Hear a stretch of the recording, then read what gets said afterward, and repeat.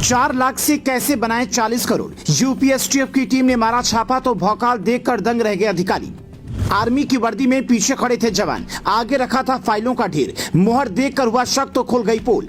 मेरठ का सत्यपाल यादव सेना में था ड्राइवर, पर पब्लिक समझते रही कर्नल। फर्जी कर्नल की करतूत का था। ये मेरठ का सत्यपाल यादव है। आंखें देखकर कोई नहीं कह सकता कि ये सेना में रहा होगा, पर जांच में पता चला कि रिटायरमेंट के बाद लकवा मारने की वजह से आंखें टेढ़ी हो गईं।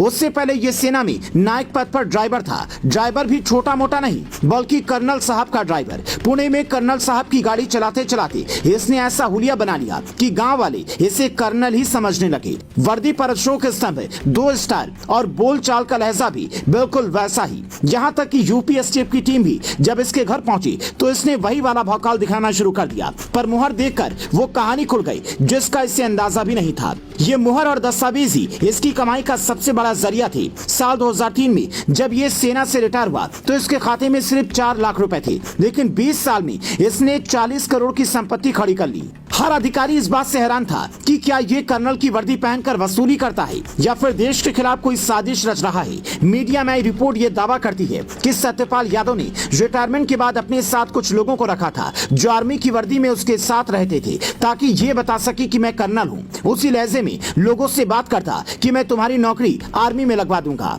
एक व्यक्ति से 10 से 15 लाख रुपए लेता था। सालों से इसका ये काम चल रहा था, लेकिन जब एक भाई बहन को इसने ज्वाइनिंग दी और लखनऊ में वो ज्वाइन करने पहुंचे तो पता चला कि इनकी ज्वाइनिंग फर्जी है। उससे पहले भी कई लोगों ने इसकी शिकायत की होगी, लेकिन तब तक शायद ये किसी तरह बचता रहा। पर इस बार केस सीधा यूपी एसटीएफ के हाथ में जा पहुंचा। एसटीएफ ने इसकी कुंडली खंगालनी शुरू की तो पहले ही नजर में ये शक हो गया कि दाल में कुछ काला है, और जब इसे पकड़ने पहुंचे तो पता चला कि पैसे कमाने की चाहत में इसने ये सारा खेल रचा। हैरानी की बात यह थी कि पूरे परिवार को इसने इसमें शामिल कर रखा था। अभी इसके पास कई जगहों पर जमीन और महंगी गाड़ियां होने की खबर है। अब ये जेल में चक्की पीसेगा। इसका साथ देने वालों पर भी हो सकता है बुलडोजर चले। लेकिन इसी के साथ 3 बड़े सवाल और खड़े हो रहे हैं। सवाल नंबर 1, 20 सालों में इसने कितने लोगों को चुना लगाया? वो लोग कहाँ हैं? क्या इसके पीछे कोई और भी है? सवाल नंबर 2, फर्जी वर्दी और फर्जी मुहर के आधार पर इसने सिर्फ फर्जी नौकरी लगवाई या फिर कोई सीक्रेट भी लीक किया?